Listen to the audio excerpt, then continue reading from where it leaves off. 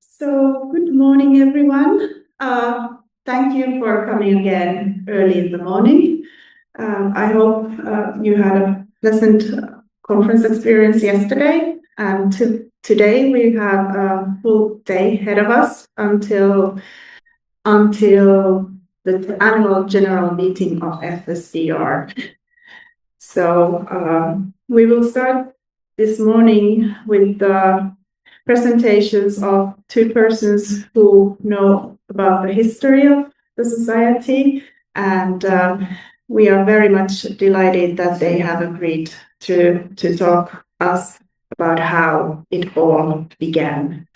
So warmly welcome Professor Emerita Ullamaija Kivikuru from the University of Helsinki and Professor Emeritus Kaarle Nordenstreng from Tampere University. Let's give a big hand to Ullamaija.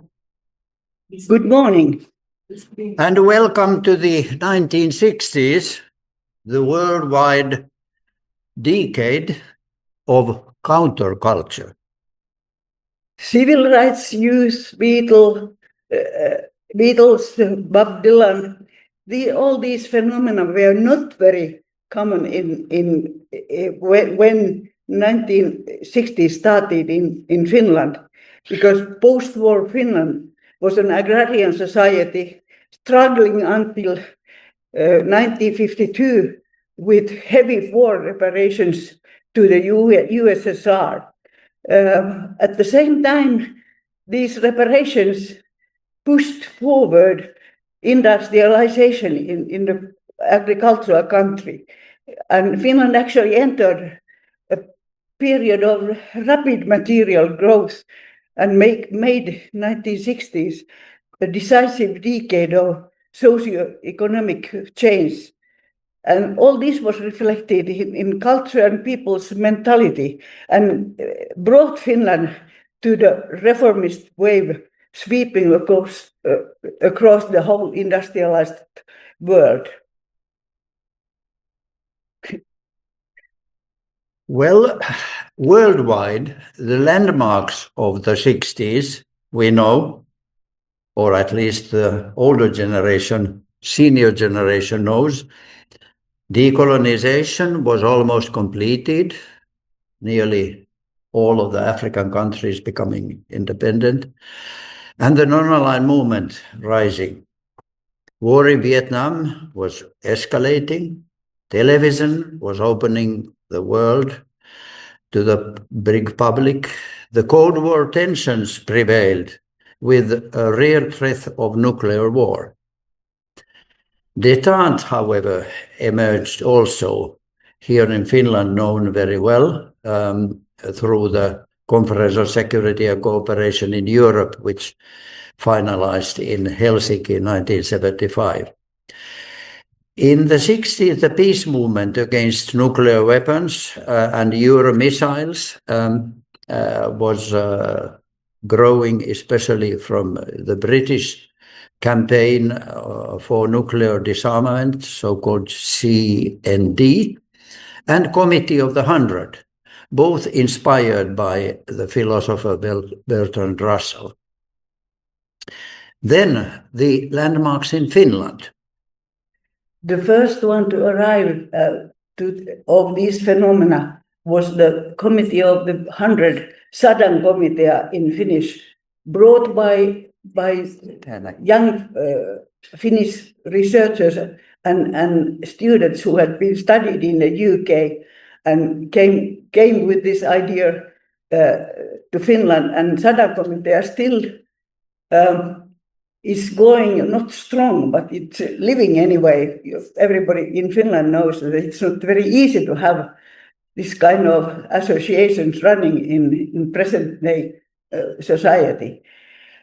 But the one which was most important for development questions was the appearance of a short-lived one-issue movement called Tricot, which was also brought up by people who were motivated in the worldview of especially the so-called third world, as it was named in those years.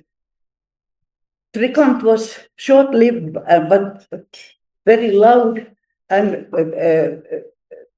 it published a lot of bulletins and papers, and it made big headlines right in the beginning of the movement.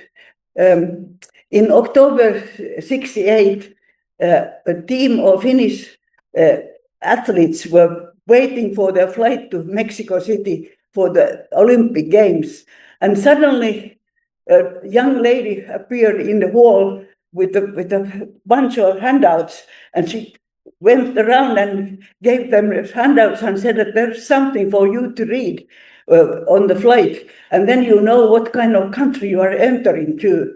And there had been a massacre of students just before, a few months before. You can imagine that the headlines the following day were big, and you can imagine what kind of tone they had, because the journalists who had written all these stories were sports reporters who felt that the integrity of the sportsmen was violated by this appearance. Trikont also did a lot of this kind of activities. It was very visible in Finland those days, and it had a megaphone called Jyväskylä Summer Seminars, starting in 1960s. Jyväskylä had a tendency to invite very contradictory speakers, and people were fired and whatever. Everything happened in Jyväskylä. But there were many other one-issue movements focusing on women, environment, homeless, urban planning, students, interest in development, and so on. There were a dozen of this kind of short-lived but active one-issue movements. But at the same time, also on the so-called official side, the Finnish state was interested in developing issues, and the government development assistance organization KYO was launched in 1965, and it facilitated also academics as development assistants experts all over the world. Actually, here is one example. Ullamaija was nearly 3 years in Tanzania teaching journalism, and led her to her dissertation here in Helsinki University, comparing development of Finland and Tanzania. And those days, Kaarle carried a passport with the title Spouse of an Expert. I had leave of absence from my own university, and I was spouse of an expert in Tanzania. Now, Academy of Finland also introduced at that time grants for development studies, later even a special committee on development research. So now let's move from the context of the 60s to the institutionalization, and first in the University of Helsinki. Yeah, there were 2 parts available in 1968 to channel somehow the general interest in development issues. And if you're more interested, read this report about Intercont and kehitysmaatiedon 3 vuosikymmentä, which is available in the library. So the sort of more narrow professional path was offered by the Faculty of Agriculture and Forestry, planning to develop a program of agricultural development experts. But the children of Trikont wanted something more general interest questions to be taught at the university level. And the second one, the multidisciplinary approach, won. There was not a dispute really, but it was 2 different sides of looking at the issue. And these faculties, the Faculty of Agriculture and especially geography those days, worked together. But it was the program which was developed was multidisciplinary and sort of somewhat diffuse as well in its approach. It was called Intercont Multidisciplinary Group in 1970, and it gave out lectures, it did research, arranged seminars, bulletins, and there was a lot of voluntary work and contacts with KUR. That was, of course, also crucial in the sense that KUR offered some resources to carry out the activities. It was after a few years, Intercont changed name to Institute of Development Studies, IDS, in 1973. And it had already a stronger link to the university, but its forms were very unclear. And there were two superiors, Professor Jatin and Professor Bunsdorf. And for example, Jatin has described his work as that he was the mailman between IDS and the university. So the letters, especially applications of money, were produced. And financial support came from university and later through projects from Academy of Finland. And the first larger project was called Jipe Moyo in Tanzania, led by Maria-Lisa Svantz. IDS was described in the university papers as special institute under the small senate, and that's the way it went on for roughly a decade. Its director was Maria-Lisa Svantz, but it really was a dissident among university institutions because its main form of doing things was networking, and for the University of Helsinki in the early 1980s, that was a very unconventional form of organizing things, and so. But it was made, all these issues which were arranged were made possible with the close relationship with Academy of Finland and KUR, which gave funds, not perhaps enough, but anyway, funds, and some funds were received because KUR also trained outgoing development cooperation experts. IDS became a part of the Faculty of Social Sciences in 1992, but still it was not so formally full-fledged university institute. That happened in 1997, and after that it sort of there were degrees to be completed and research to be carried out. And in this is a picture of the personnel and volunteers from 1981. The lady on your left is Maria-Lisa Svantz, and on the other side, on the right, there was a gentleman with a lot of hair and beard, Jeremy Gold, who looks quite different today, but anyway, perhaps he's here. No, he's not here. That's nice. So, from Helsinki University to other universities.